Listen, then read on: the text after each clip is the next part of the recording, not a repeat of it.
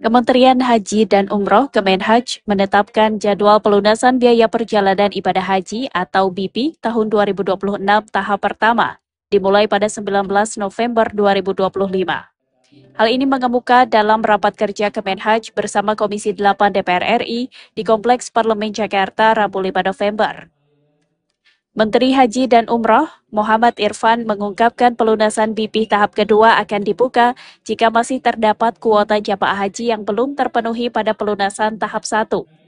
Selain pelunasan BP bagi haji reguler, Kemenhaj juga menyiapkan pelunasan BP untuk jamaah haji khusus dan jamaah haji khusus prioritas lanjut usia, mulai 11 November 2025. Akan dimulai pelunasan tahap pertama yang kita harapkan 19 November 2025. Pelunasan tahap pertama ini diperuntukkan untuk jamaah haji reguler lunas tunda berangkat, jamaah haji reguler masuk alokasi kuota keberangkatan tahun 2026 Masehi, dan prioritas jamaah haji reguler lanjut usia.